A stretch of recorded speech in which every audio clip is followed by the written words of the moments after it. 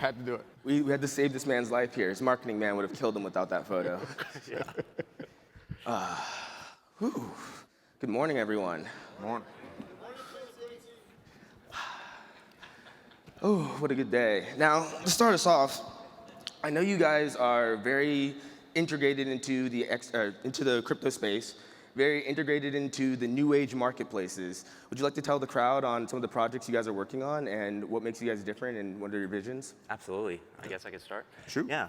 So I am the founder of the TiProject. We make physical merchandise out of mainly aerospace-grade titanium. We have a booth out there. I would love to say hi to you if you haven't seen us already.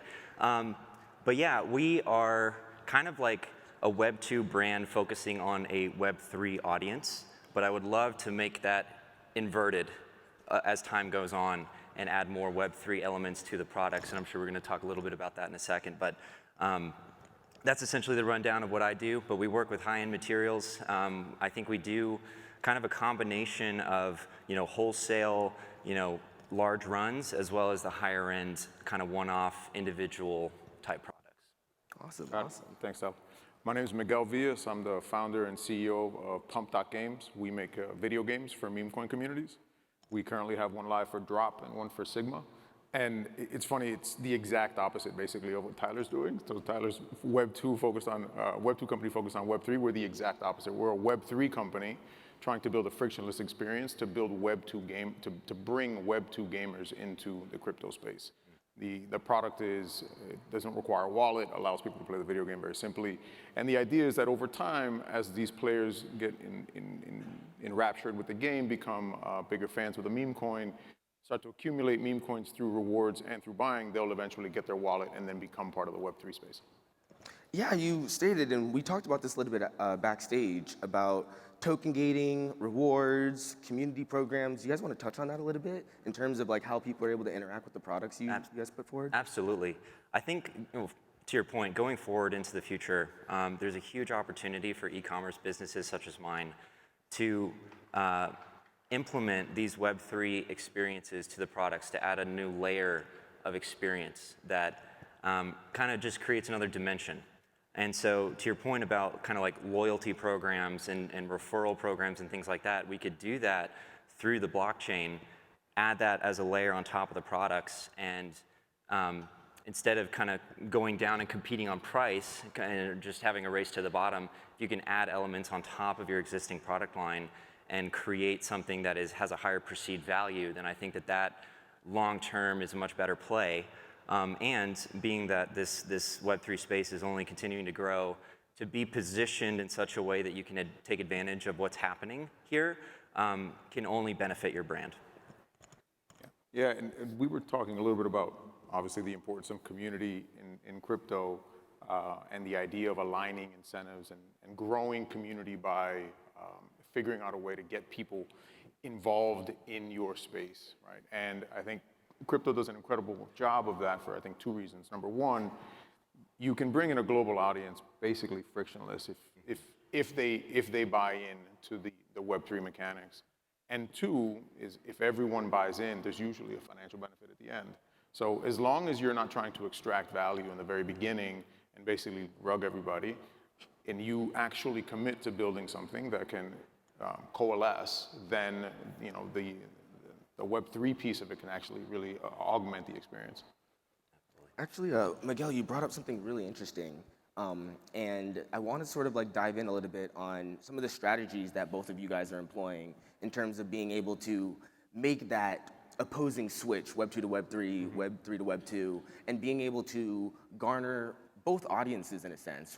It's one thing to be able to garner that Web 3 audience because everyone's sort of coming into the space, but what are some things that you guys are doing to be able to really garner that Web 2 audience? We spoke a little bit earlier in terms of like, skepticism or a little bit of hesitancy people may have for crypto, just because, all the scams, all the silliness. Right. But we understand this is a challenge, and I'd like to see like what are ways that you are going about overcoming these challenges. Absolutely. I think for me, it was kind of the inherent understanding that there are these cycles that happen, and there's this human sentiment of like the tulip mania that happened, right? It just didn't really make any sense as to why the value of tulips were so insane that you could buy a house with a tulip. Why? And so when the NFT craze was happening a few years ago, I had the business at the time, and it could have been really easy for me to just start an NFT project, jump on the bandwagon, and do something like that. But I was like, I don't think that's the right play, because first of all, I don't really know a whole lot about this yet. I need to kind of focus on what I'm doing, make the physical products, and just cater to this community. And I think that was a really good move, because if I had done something like that without really knowing what I was doing, the project would have like rugged. That would have been a huge hit on the reputation of the brand. So, for me, with what I'm doing, it's like when you see the dog tag and you buy it, it's really obvious what it is, right? You get it, you like it, that's it. There's no way that I can even have the ability to scam you. So that I think is how we've had the staying power for the last 3 years as a brand. And then now I think we're in a position to be able to slowly add in some more Web3 technology to the products through NFC chips. Yeah. Yeah, for us, it all starts with the communities that are built around these meme coins. So it is the secret sauce of all crypto projects. It's the humans behind it. If there are no humans behind it, then there's nothing to be behind, right? And when we build the game, there are mechanics in it that easily allow the communities to share it widely. And the idea is that these communities will, because it is in their own self-interest, we take 75% of the revenue that we make from the games and we buy the meme coin with it.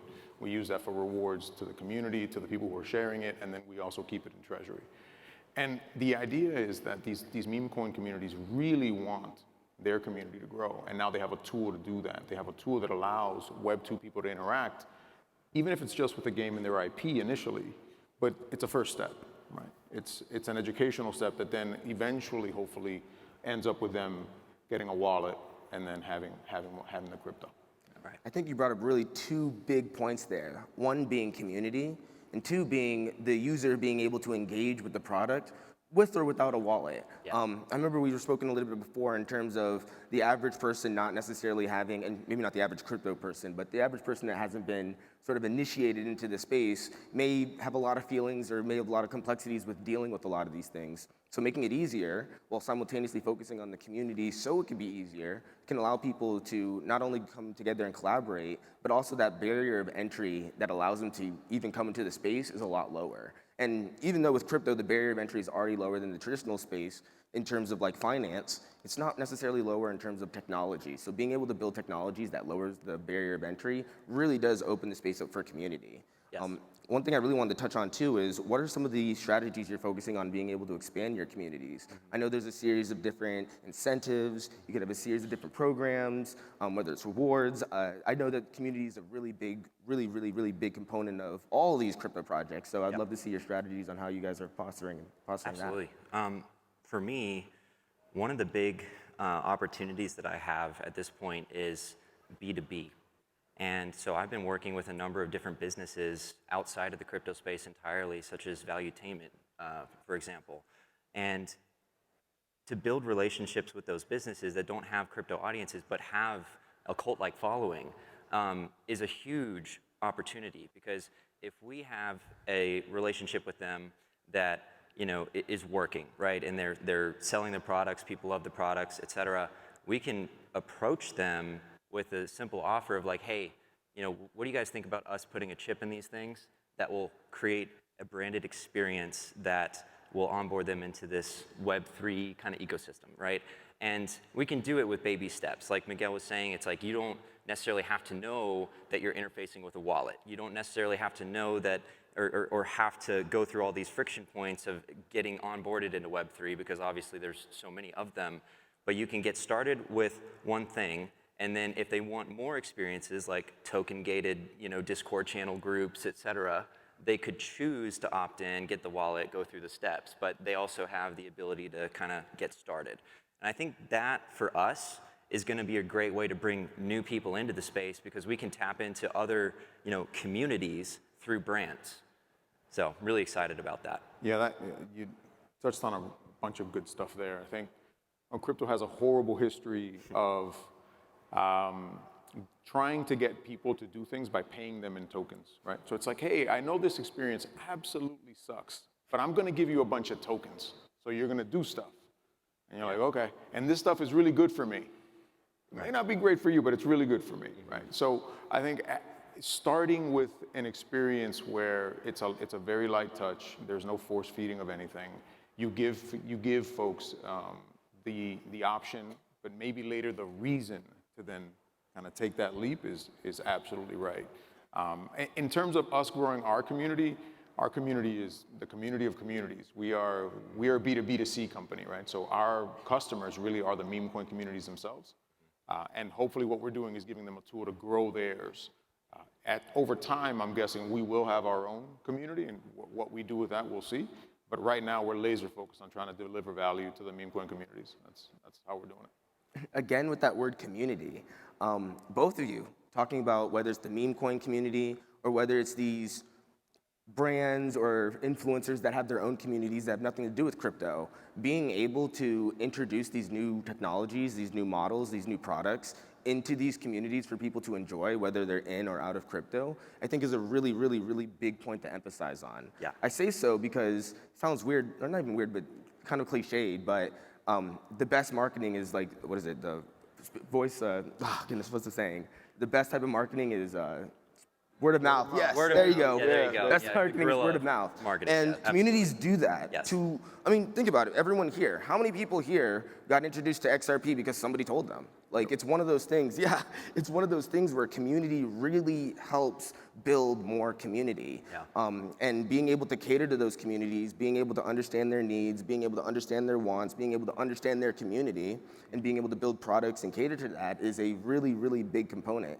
We were sort of joking a little bit earlier about all the different startups or projects that sort of make up a problem and then build a random solution for it.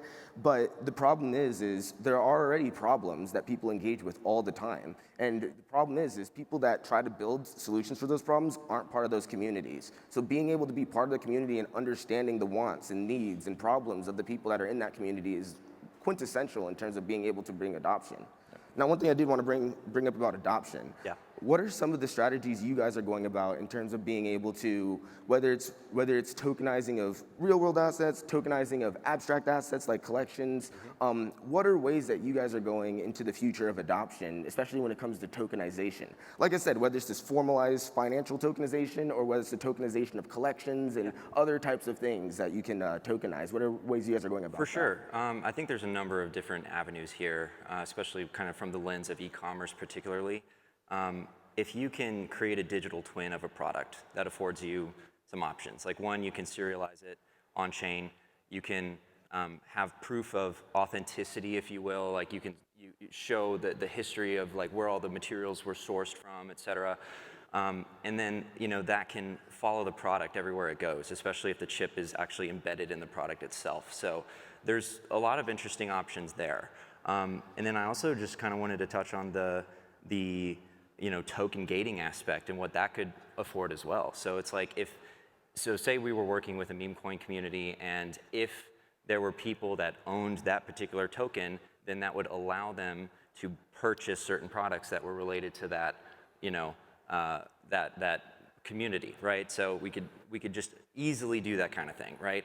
If you have, say, like the loyalty program where you buy a really high-end product and you get, say, an NFT that gives you 20% off in the store for life. You have that as an asset that you own. You could actually sell that on the secondary market completely independent of me. And if you weren't going to use it, or you felt like someone else could use it more, or you wanted to trade it for something else, you could do that. So there's a million ways to go about it. And I just think, again, like with e-commerce, there's just so much low-hanging fruit in the Web3 space to take advantage of. Yeah. I mean, I look at our company as trying to tokenize fun. It's really what we try to do. We try to bring these IP-rich, community-rich meme coin communities to a game, create a game that's really engaging, and then help that community grow via that game. But I really do look at it as tokenizing fun. It's what it's supposed to be. In some respects, the financial aspect of it should be secondary. It should be an enhancer, but it shouldn't be the reason why you're doing the thing. If the only reason anybody's doing anything is for money, eventually that runs out, right? There'll be another fad. There'll be another token. There'll be something that people pay attention to, which takes them away from that. But if they're genuinely having a good time and they're building relationships and growing community, and then there's a financial aspect to that, you put that all together and you mix it up, it can be really powerful. I think Tyler brought up a really good point in terms of people being able to find liquidity in otherwise abstract instruments. So if I bought something and I was given a rewards that allows me, 20% or something, and I don't actually use it, there's all these different tools that are basically, they're valuable, but because they're not being exercised, no one actually gets to use the value. So being able to have that token and being able to sell it, even though you're not gonna use it, usually the example I like to give is, let's say you go to like McDonald's a lot or something, you get a lot of rewards points, and then you say, hey, I'm on a diet, I'm never going to McDonald's again, but you got $10 in rewards points. There's no liquidity to be able to get rid of that. But being able to have that as a token and being able to sell that as a means, you're not gonna use it, but maybe you sold $10 of rewards points for $8 because somebody else would be able to use it. They're able to capitalize off that value, you're able to liquidate it, and you're able to essentially find value in things that otherwise wouldn't have been able to be exercised in that way. Quincy, you hit on something that's really powerful there. If you can turn your user into your holder, but not force them to be a holder forever, then you can do a lot with that. Yeah, right? yeah. It builds trust. Yeah. Instead of forcing them into a certain path, they get to choose their fate, their direction. Yeah, and unfortunately, crypto, one of the things that I think is really, it's been a real challenge for the space is that this idea of a user, right? We talked about, fake solutions and frankly, a bunch of scams. People create these users, but they're not really users, right? There's nothing to use. It's basically all financial. And again, if that's all it is, the upside is limited. Absolutely, absolutely. Sorry, I cut you off. No, it was absolutely, no, that was brilliant, But yeah, it's one of those things where I feel like crypto in the blockchain space allows for not only tokenization, but like the freeing of liquidity in things that were otherwise illiquid. Like I said, like rewards points, some sort of rewards token or a coupon for X amount off. All these different things are units or methods of being able to exercise value, but they're not liquid. Yeah. So being able to find methods to be able, whether it's in a game or whether it's through creating a series of products, being able, or even creating products on top of those products, like reward systems and incentives and all of that. All these things have value, they just have no liquidity. So being able to tokenize them brings liquidity. And I think it's really cool in terms of what you guys are doing in terms of being able to bring this new type of abstract liquidity to the marketplace. But it's really, really interesting. I know we have about a minute or so. Is there any other last minute sort of topics or ideas you really wanted to get off your chest before we close this out? Yeah, I just wanted to say, like everybody here at the conference in your goodie bag should have received a dog tag that has an NFC chip on it, right?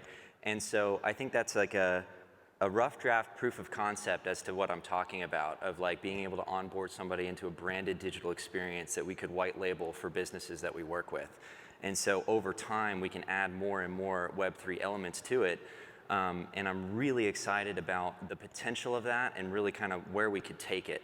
And then the last thing I would say is I would love to talk to you guys about one of the projects that we're working on the side that is kind of focusing on the tokenizing loyalty and creating incentives for e-commerce companies to collaborate with each other. So I'd love to talk to you about that. We have our white paper out now. So come to the booth, TiProject, and I'd love to see you there. Thank you so much. Yeah, and if I was going to leave the audience with one thought is that if you look at the success of something like a Solana and a Base, largely built on the back of their meme coin communities, and the XRP ledger now has some real thriving meme coin communities. I'd highly encourage everyone to take a look, support, become part of those communities. They all have their own different flavors. But the meme coin communities can be a real driver of value to the underlying protocol. I mean, frankly, I think Bonk saved Solana. Obviously, I'm biased, but I think it's something to really support. And most folks, meme coins get a bad rap, I think. So anyway, I'll leave you with that. Yeah. Whether it's going from Web 2 to Web 3 or whether it's going from Web 3 to Web 2, community is one of the major principles in terms of being able to expand these markets, but also being able to tokenize and find liquidity in things that otherwise people thought as valuable, but also weren't necessarily sure how to exercise, whether it's a marketplace and incentives, whether it's an NFT chip embedded within a product. These are all methods of value that can be exercised through tokenization and blockchain technology. So it's amazing to have guys like this up here talk about their experiences and everything that they're doing. Give them a round of applause. Thanks, it's man. Awesome. Thank you, guys. Thank you. Appreciate it. Yep. Thanks, bro. Thank you. That was good. Good stuff. Yeah. Go ahead, this one.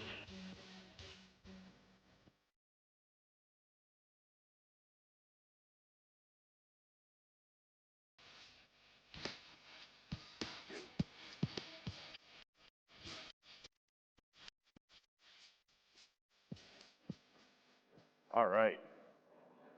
Our next panelist is a presentation, RWA, Things You Can Do on the XRPL Right Now.